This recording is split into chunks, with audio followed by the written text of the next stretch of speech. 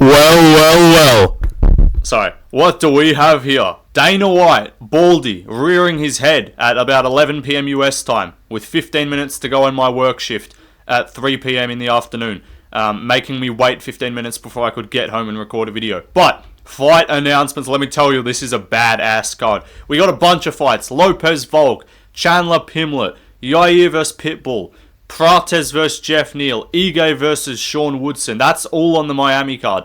Then we got Sean Brady versus Leon Edwards in potentially the most boring main event of all time. We got Jack Della Maddalena versus Bilal Muhammad. We got Valentina Shevchenko versus Manan Fiorat. And we've got a bunch of other fights coming soon. Let me tell you, this is badass news.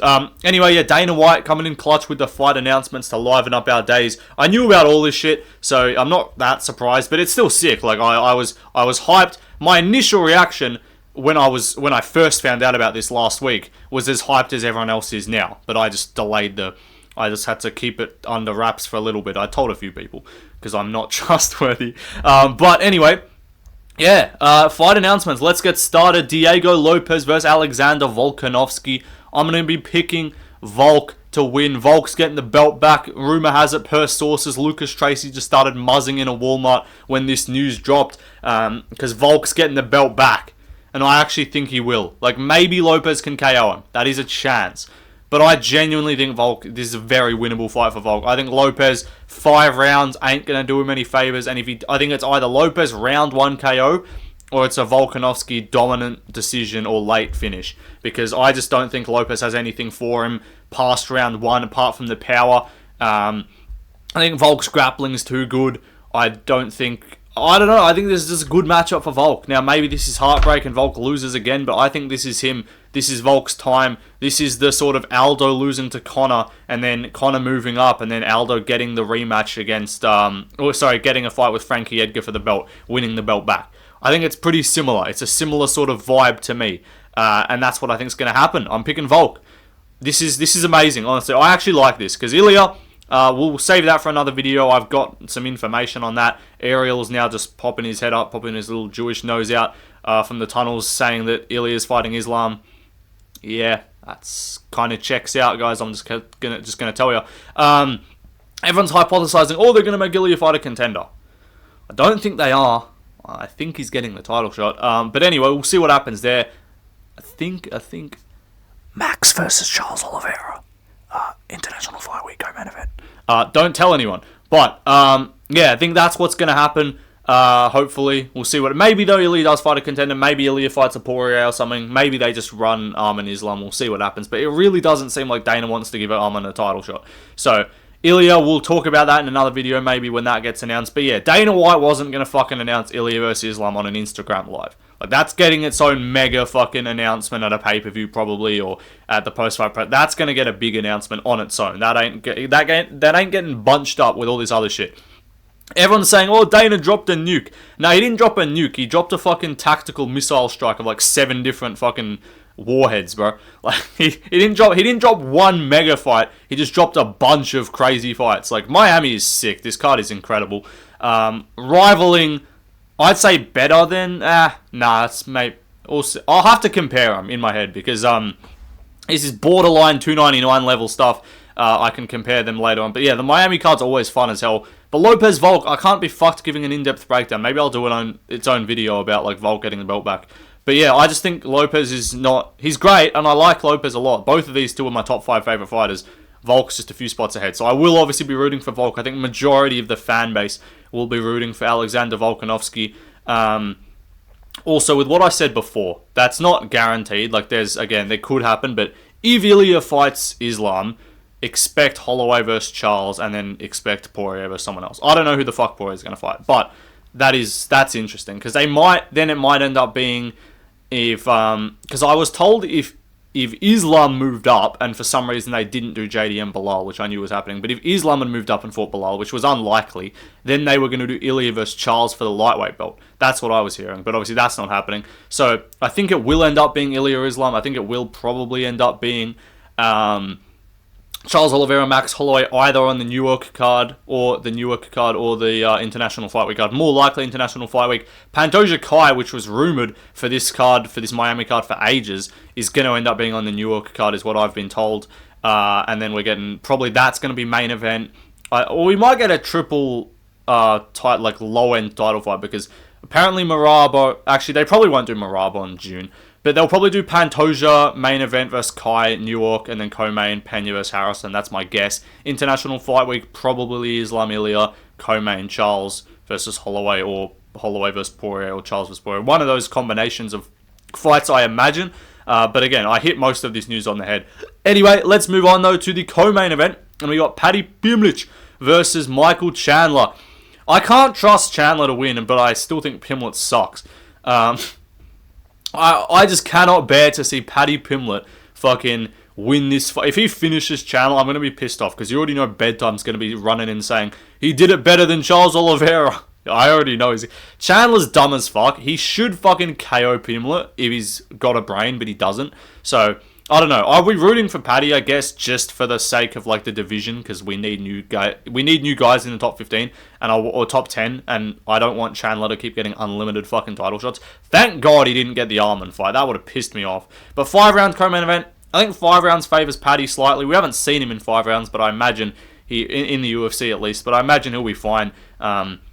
He doesn't have really a style that he gasses out badly with his Chandler kind of doesn't look good later on. So I think Paddy will grapple a bunch, probably mix in takedowns, get the back control at times. We'll see. It could, on the feet, even on the feet, I could see him doing, like, just striking competitively with Chandler and just kind of kicking him at range on the outside. Anyway, next up, though, we got Patricio Pitbull versus Yair Rodriguez. I got to go with Yair, just because I can't really trust Bellator fighters coming over for the most part. Like, he could win. He could grapple. Because I'll just say this, he ain't fucking striking with Yair. If he strikes with Yair, he's getting question mark kick KO'd in the fucking head.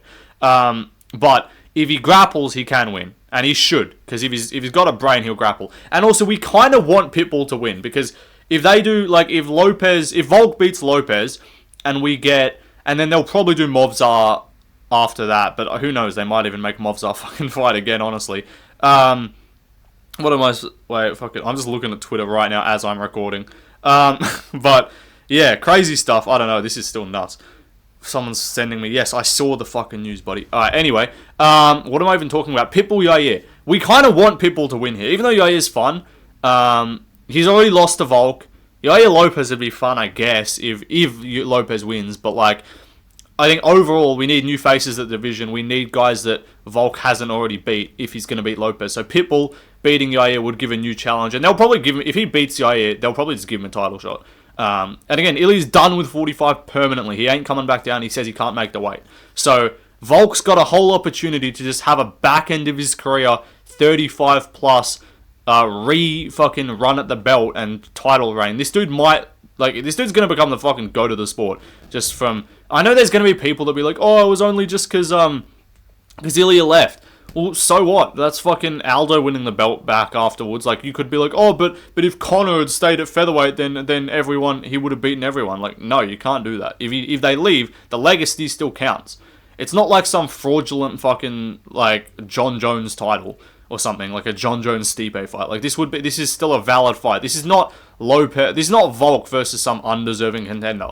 Like, some people say Movzar deserves it more, but if Volk runs off defense, if he beats Lopez and then runs off like a Pitbull and a Movzar defense, you can't discredit that as like, oh, you only got it because Ilya came back, because Ilya left. Like, that's just bullshit. But anyway, Pitbull could win if he grapples. He's older though. He's like 37. Who's he actually beat? That's the thing. Like, he's been KO'd. He got KO'd like 3 fights ago. Patricio Pitbull. I'll look his record up. Like, I've seen him fight. He's very good. Alright, but he's 36 and 7 is a crazy record. He's got, he's got 12 KOs, 12 submissions, 12 decisions. I didn't know that. But he beat Jeremy Kennedy by KO. Like, is Jeremy Kennedy that good? Respectfully. Sorry to all the Bellator super fans that, okay, Jeremy Kennedy, 19 and 5, not bad, but like, he got KO'd by some fucking Jap over in Ryzen, 13 and 4 guy, 25-year-old. That's alright, but like, I don't know. I just don't rate. If he stands with him, he's lost to other guys that like, get AJ McKee. I know AJ McKee, he beat AJ McKee after he got subbed by him. But I don't know, he's beat like Juan Archuleta. He did beat Chandler, to be fair, back in 2019. But again, I don't know how he's going to look right now. I'm very curious. He lost to Sergio Pettis too. I am very curious to see him back in, or not back, but see him in the UFC, see how he performs. But I am going to be going with the Yair. Unless I'll watch some tape, and if his grappling looks incredible and I really don't trust Yair's takedown defense, then maybe I'll pick Pitbull. But I'll probably go Yair with TKO on the feet, with like just being too quick for him. Next up though, we got CP Carlos Prates versus Jeff Neal. This card is so fun. Like, it's not that crazy stacked name value wise. Like, it is stacked for sure, but it's not like multiple. It's one title fight. It's one vacant title fight and a 5-round co-main event with Chandler and Paddy. But then like the whole card is just fun. It's like $2.99. It had a 5-round co-main event BSD Poirier, and then it just had like JDM Burns, Yarn, MVP Holland. Like, it's just fun fights. Prates Neal is sick. Someone's getting slept. I hope it's not Prates. I will not be able to deal with the fucking hatred and the I told you so's from Kenny and Bedtime for saying that Prates sucks. So I need Prates to lay out Jeff Neal cold. That's what's going to happen, hopefully. But I do think Prates will beat him. Because, like, Jeff Neal, this is not just me glazing Prates. It is a difficult fight. Offensively, Prates can have some, Jeff Neal can cause Prates some problems. Because obviously he is hittable, Prates. He was getting tagged a bit by Trevin Giles. But again, sorry that he looked slightly mid in his debut. Need all forgiveness, please. We need it. We can't call him good because he looked mid in his debut. But like Jeff Neal, we've seen him get held on the outside and Ian Gary just strike him at range. Shovcut outstrike, like, it was a war, but like, let's not pretend like Shovcut didn't outstrike him. And everyone's like, oh yeah, but Shovcut's good. Shovcut's good. His striking, I don't think is as good as Prates. I think Prates is a better striker than Shavkat Rakhmonov. I think he's got more power. I think he's more dangerous. I think he's quicker. So if Shavkat is tagging and wobbling Jeff Neal on the feet, yes, Jeff Neal had success there too.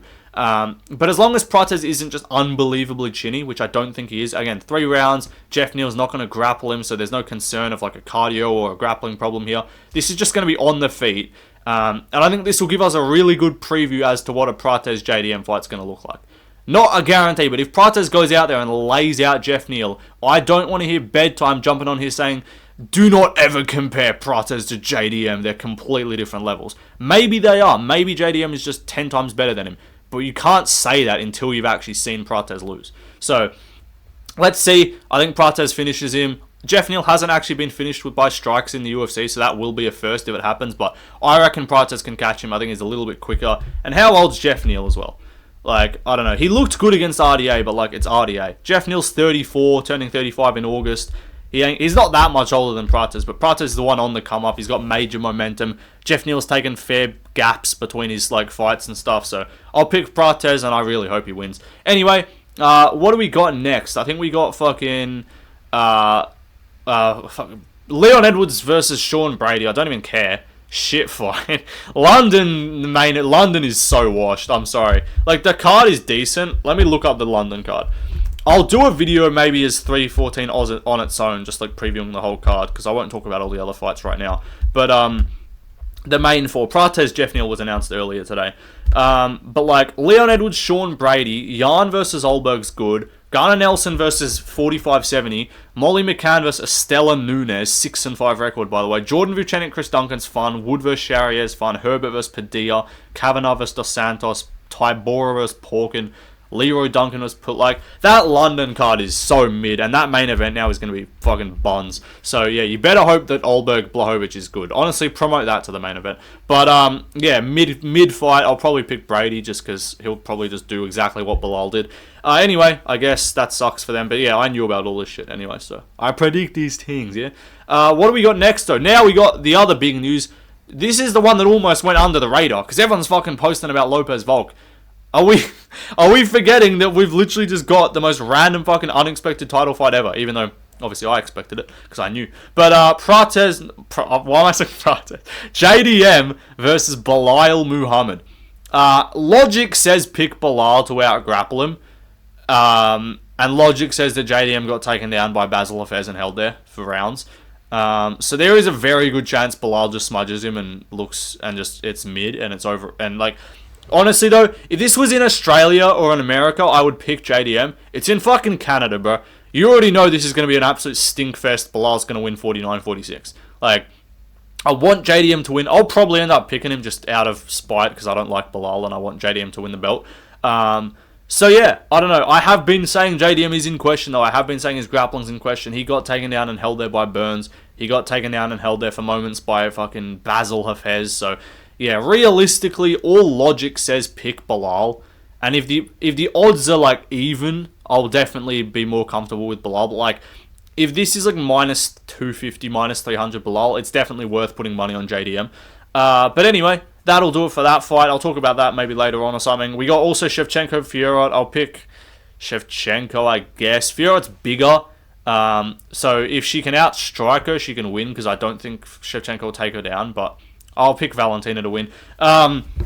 I love how Dana White was so hyped, so excited. Like, guys, badass fights. We got this. We got Volk Lopez. We got Prates Neal. We got Chandler Pimlet. And he's like, yep, we got Valentina Shevchenko versus Manana Fiorot. We're gonna don't worry, Canada. We're gonna announce more soon, guys. The card's not completely fucked.